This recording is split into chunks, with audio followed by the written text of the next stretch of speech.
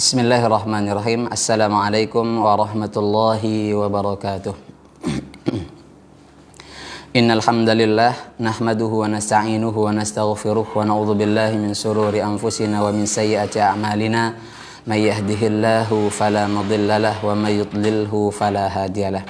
Asyhadu an la ilaha illallah wa asyhadu anna Muhammadan abduhu wa rasuluhu la nabiyya wa la rasula ba'dahu amma ba'd. Qala Allah ta'ala fil Qur'anil Karim ba'da na'udzu billahi minasyaitonir rajim. Bismillahirrahmanirrahim. Ya ayyuhalladzina amanu taqullaha haqqa tuqatih wa la tamutunna illa wa antum muslimun.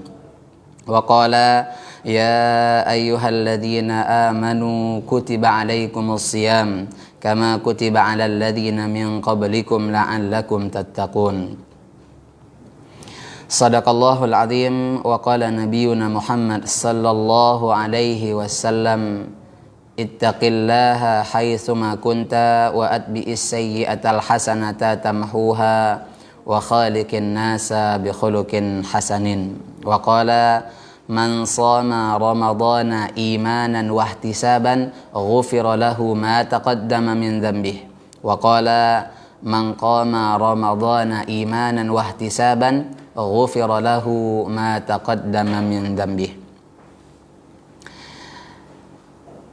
Para pemirsa sekalian yang dirahmati oleh Allah Subhanahu wa taala, yang pertama-tama marilah kita panjatkan puji syukur kepada Allah Subhanahu wa taala Rasulullah, karena pada kesempatan yang berbahagia ini Allah masih memberikan kesempatan kepada kita, terlebih di pada bulan Ramadan, untuk bisa beramal saleh di dalamnya.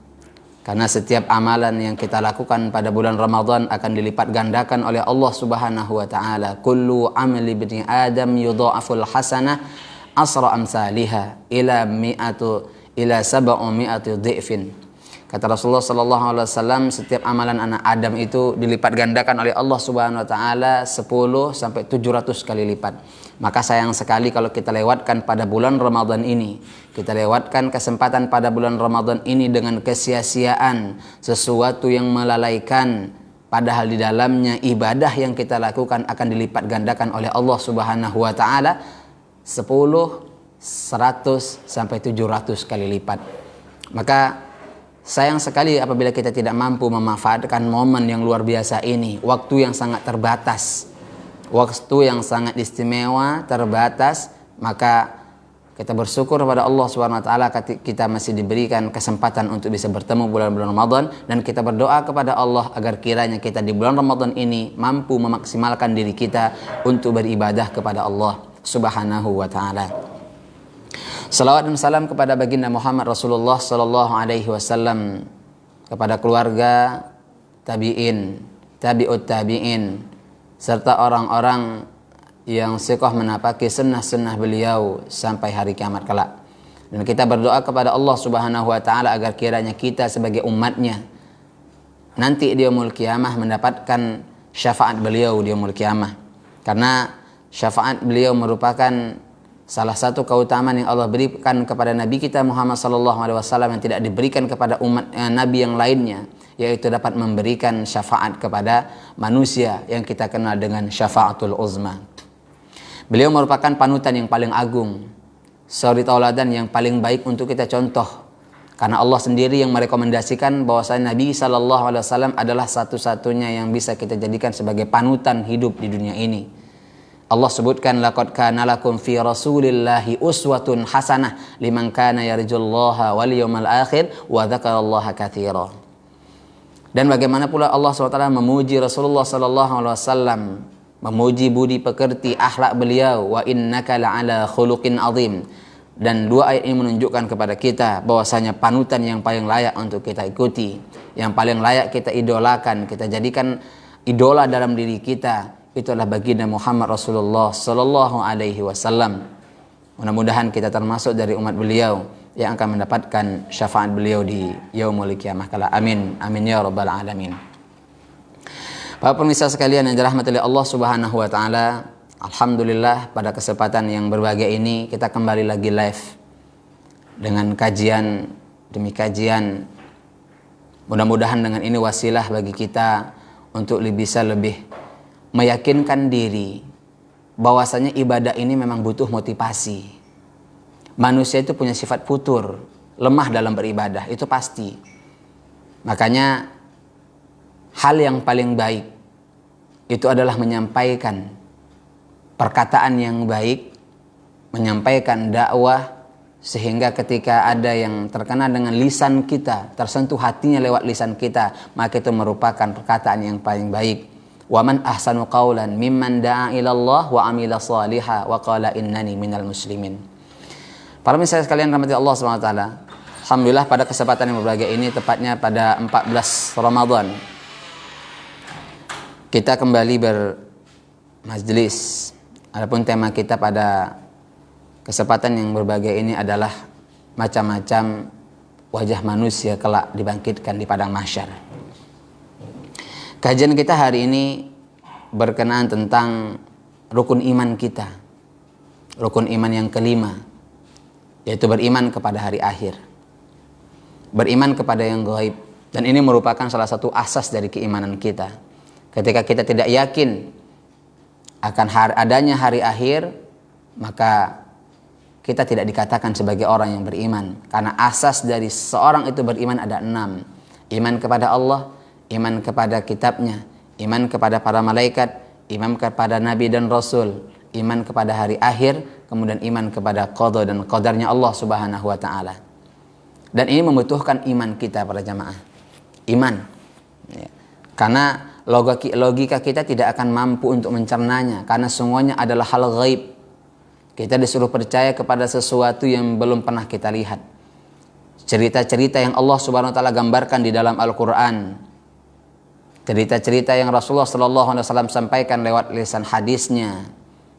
Maka kalau kita tidak benar-benar beriman dari hati yang paling dalam, maka kita mungkin tidak akan mau mempercayai hal-hal tersebut. Maka mari kita datangkan, kita hadirkan iman kita, sehingga kita menerima kabar-kabar gaib dari Allah Subhanahu wa taala. Bukankah Allah Subhanahu wa taala membuka Al-Qur'an itu dengan kalimat dzalikal kitabu la raiba fih. Kitab itu Al-Qur'an tidak ada keraguan di dalamnya. Jadi tidak boleh ragu. Setiap kabar yang ada di dalam Al-Qur'an semuanya benar dari Allah Subhanahu wa taala yang wajib untuk kita imani. Para jamaah sekalian yang dirahmati Allah Subhanahu wa taala, akan ada huru-hara besar sebelum hancurnya luluh lantahnya dunia ini. Allah Subhanahu wa taala menyebutkan di banyak ayat. Di dalam surah Al-Waqiah, Allah Subhanahu wa taala menyebutkan idza rujjatil ardu rajja wa bussatil jibalu bassa fakanat haba'an mumbassa. Apabila bumi diguncangkan sedahsyat-dahsyatnya dan gunung-gunung dihancur luluhkan sehancur-hancurnya, maka jadilah ia debu yang berterbangan. Kemudian Allah sebutkan juga di dalam surah Al-Qari'ah wa takunul jibalu kal ihnil manfush, dan gunung-gunung seperti bulu yang dihambur-hamburkan. Jadi ketika terjadi yaumul qiyamah, qiyamatul kubra, maka gunung-gunung yang kita lihat sebagai pasak bumi, sebagai penyeimbang bumi, maka pada hari itu gunung-gunung itu akan menjadi debu-debu yang berterbangan, seperti bulu yang dihambur-hamburkan. Begitulah dahsyatnya hari itu. Begitulah dahsyatnya kengerian pada saat itu. Maka di mana kita pada saat itu ketika gunung-gunung saja Allah jadikan seperti debu, seperti bulu yang berterbangan, maka bagaimana manusia yang pada saat itu? Sungguh fenomena yang amat sangat mengerikan. Fenomena yang sangat mengerikan. Kemudian Allah Subhanahu wa taala juga berfirman, "Idza syamsu kuwirat wa idzan nujumu kadarat wa idzal jibalu suyirat." Apabila matahari digulung, bintang-bintang berjatuhan, dan gunung-gunung dihancurkan. Kemudian Allah sebutkan juga dalam surah Al-Infitar, idzas samaa'un fatarat wa idzal kawakibu intasarat wa idzal biharu fujjirat. Apabila langit terbelah, bintang-bintang jatuh berserakan, dan lautan dijadikan meluap, tsunami yang paling besar, tsunami yang menghancur luluhkan. Kita teringat dengan tragedi Aceh yang hanya beberapa menit tsunaminya, dan tidak meluap ke seluruh Aceh, hanya beberapa menit saja. Luapan itu ke darat ternyata dapat membinasakan jutaan manusia. Bagaimana halnya dengan tragedi ini, tragedi kiamat yang dunia, yang laut itu akan Allah limpahkan kepada seluruh permukaan darat. Seluruhnya akan terendam, bahkan hancur. Langit-langit akan runtuh berjatuhan. Bintang-bintang akan berserakan, berlaga satu dengan yang lainnya. Itu kengerian yang luar biasa. Dan itu bahaya kita bisa imani adalah dengan kepercayaan kita. Karena itu sesuatu yang belum terjadi dan perlu diimani. Maka setelah terjadinya huru-hara yang luar biasa, bumi sudah tiada, hilang, maka Allah ganti dengan bumi yang baru, maka kita akan dibangkitkan. Maka akan dibangkitkan kepada dunia yang baru, kepada fisik yang baru, kondisi yang baru. Nah, seseorang yang akan dibangkitkan setelah mereka dihancur luluh lantahkan dunia ini, mereka bermacam-macam. Allah Subhanahu wa taala menyebutkan di Rasulullah sallallahu alaihi wasallam bersabda, "Yuhsarun nasu yaumal qiyamah khufatan uratan ghurla." Hadis riwayat Muslim. Rasulullah sallallahu alaihi wasallam bersabda, manusia akan dikumpulkan pada hari kiamat dalam keadaan tidak beralas kaki, tidak berpakaian, dan belum dikhitan. Inilah kondisi manusia yang akan pertama dibangkitkan oleh Allah Subhanahu wa taala, dan bentuk mereka berbeda-beda. Mereka berbeda-beda menurut apa yang mereka lakukan di dunia. Maka di sini ada beberapa kondisi orang yang akan dibangkitkan di yaumul qiyamah kelak. Yang pertama adalah orang-orang yang selama di dunianya meminta-minta kepada orang lain, yaitu pengemis. Yang fisiknya kita lihat sehat, yang kita lihat dia dalam keadaan sempurna, tapi dia meminta-minta di jalan-jalan. Maka kata Rasulullah sallallahu alaihi wasallam, orang seperti ini kelak ketika dibangkitkan tidak ada daging sedikit pun di wajahnya.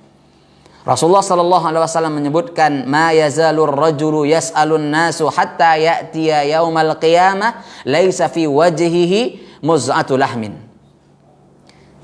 Rasulullah sallallahu alaihi wasallam menyebutkan riwayat hadis muttafaqun alaihi Bukhari Muslim.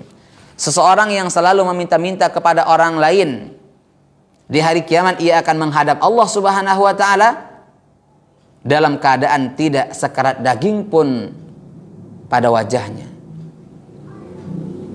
Seperti tengkorak berjalan. Inilah bentuk kehinaan bagi mereka yang di dunia meminta-minta, malas bekerja. Fisik yang sempurna, tapi dia gunakan malah untuk menghinakan dirinya. Bukan Rasulullah sallallahu alaihi wasallam menyebutkan tangan di atas itu lebih baik daripada tangan di bawah. Tapi malah dia meminta-minta menjulurkan tangannya kepada orang-orang. Wala'iyatubillah. Maka kelak ketika dia dibangkitkan setelah kiamat, setelah dunia ini berakhir, maka dibangkitkan dia dalam keadaan mukanya tidak ada sekerat daging pun di wajahnya. Wala'iyatubillah. Kemudian selanjutnya, yaitu orang-orang yang selama di dunia itu sombong, tidak mau mendengarkan nasihat orang lain, meremehkan orang lain. Dia merasa dirinya adalah yang paling benar, dia merasa dirinya adalah yang paling hebat, sehingga ketika ada orang yang menasihatinya dia tidak mau mendengarnya. Maka nasib orang-orang yang sombong seperti ini, maka kelak di yaumul qiyamah dia akan dibangkit dalam kondisi yang menghinakan. Di dalam hadis riwayat At-Tirmidzi dihasankan oleh Syekh Albani dalam Sahih Abdul Mufrad, Rasulullah sallallahu alaihi wasallam menyebutkan, orang-orang yang sombong dikumpulkan pada hari kiamat seperti semut-semut kecil dalam bentuk manusia, diliputi oleh kehinaan dari segala arah, digiring ke penjara di jahanam yang disebut dengan bulas, dilalap oleh api dan diberi minum dari perasan penduduk neraka yang dikenal dengan tinatul khobal. Inilah orang-orang yang sombong di dunia, yang tidak mau menerima peringatan, yang tidak mau menerima nasihat dari orang lain, menganggap dirinya paling hebat, menganggap dirinya paling benar, yang menutup telinganya dari nasihat orang lain. Maka kelak dia di yaumul qiyamah ketika dibangkitkan setelah hari kiamat, maka seperti semut-semut kecil dalam bentuk manusia, dan yang mereka ini akan digiring kepada satu penjara di jahanam yang namanya adalah bulas, dan akan diberikan minuman dari perasan penduduk neraka.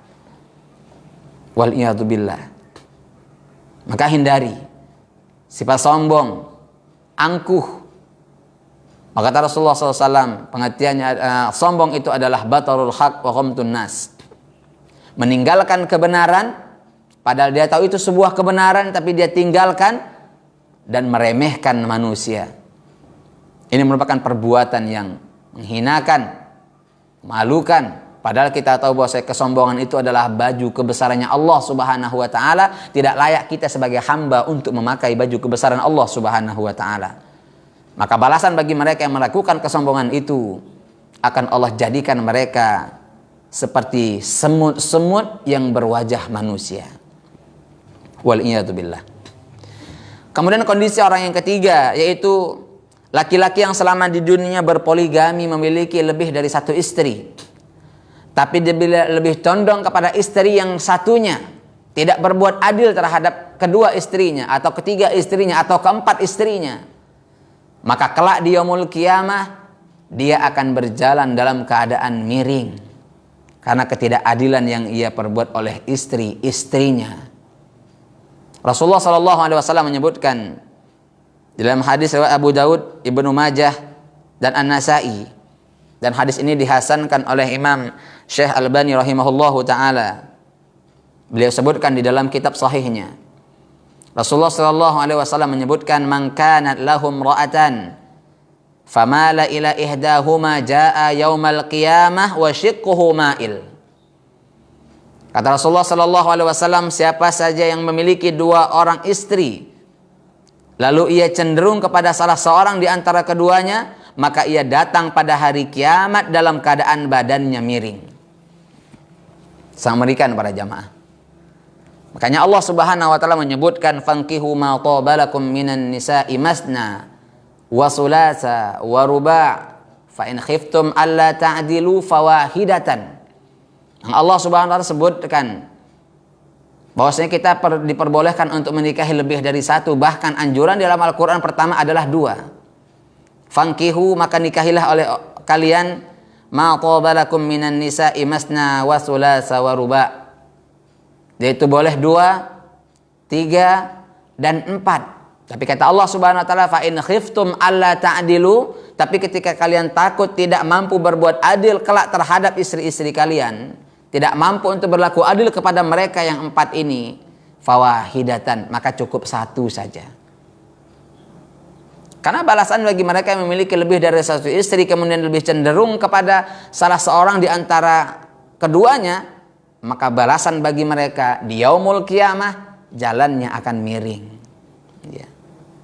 Jalannya akan miring. Tapi yang perlu kita garis bawahi di sini adalah adil bukan dalam masalah perasaan, tapi masalah pembagian. Tapi dalam masalah perasaan itu tidak bisa mungkin kita dustakan. Rasulullah SAW sendiri mengatakan daripada istri-istrinya, Rasulullah SAW lebih mencintai Aisyah radhiyallahu anha. Makanya dalam surah An-Nisa selanjutnya Allah sebutkan, walan tastati'u an ta'dilu bainan nisa'i walau kharastum. Kata Allah Subhanahu wa taala, sekali-kali mustahil kalian mampu berbuat adil di antara istri-istri kalian walaupun kalian berusaha untuk berlaku adil terhadap mereka. Ini sudah Allah sebutkan, tapi para ulama menyebutkan tafsirnya adalah perasaan. Kalau ini tidak mungkin kita bisa berbagi adil dalam masalah perasaan. Pasti condong perasaan itu kepada salah satu di antaranya, dan ini diperbolehkan. Yang tidak boleh adalah lebih kepada yang satu karena mungkin masih muda, lebih lama malamnya di sana daripada yang sudah tua. Lebih lama nginepnya di rumah yang muda daripada yang tua, dan ini kelak di yaumul qiyamah dia bakalan jalan dalam keadaan miring badannya sebelah. Ini kondisinya, maka luar biasa, berhati-hatilah. Kemudian yang selanjutnya, kondisi para pelaku riba, para pemakan riba. Mereka dibangkitkan oleh Allah Subhanahu wa taala kelak setelah hari kiamat di padang mahsyar, dibangkitkan dalam keadaan seperti orang gila, sempoyongan, seperti orang yang mabuk. Allah Subhanahu wa taala sebutkan sendiri dalam surah Al-Baqarah ayat 275. alladzina ya'kuluna ar-riba la yaqumuna illa kama yaqumul ladzi yatakhabbathu asyaitanu minal mas. Allah Subhanahu wa taala berfirman, orang-orang yang memakan riba tidak dapat berdiri melainkan seperti berdirinya orang yang kemasukan setan karena gila, sempoyongan, seperti orang yang mabuk. Ya. Ini menunjukkan kehinaan bagi mereka. Kehinaan bagi mereka yang sudah jelas-jelas dilarang oleh Allah Subhanahu wa taala untuk tidak boleh berlaku riba, tapi mereka tetap melakukannya. Bukankah dari semua dosa yang Allah ancam di dalam Al-Qur'an yang paling mengerikan adalah perkara riba? Fa'dhanu biharbin minallah, berarti dia telah mengumumkan perang kepada Allah Subhanahu wa taala. Ini merupakan kemaksiatan yang luar biasa. Bahkan yang paling ringan hukuman riba ini adalah Rasulullah sallallahu alaihi wasallam menyebutkan seperti kita menzinai ibu kandung kita sendiri. Wal'iyadzubillah. Inilah, maka kelak ketika dia dibangkitkan, para pemakan riba itu, mereka seperti orang yang kemasukan setan, seperti orang gila, sempoyongan. Maka kita hindari sekecil apapun bentuk ribawi itu. Kemudian yang terakhir adalah golongan orang-orang kafir. Bagaimana mereka ini yaumul kiamah ketika dibangkitkan oleh Allah Subhanahu wa taala?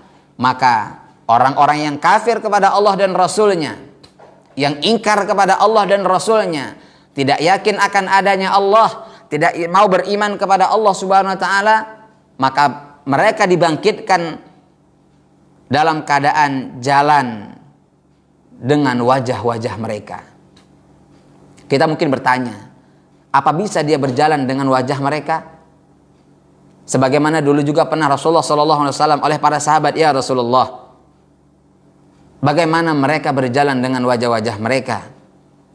Maka Rasulullah SAW menyebutkan, bukankah Rabb yang membuat seseorang berjalan di atas kedua kakinya di dunia, mampu untuk membuatnya berjalan di atas wajahnya pada hari kiamat?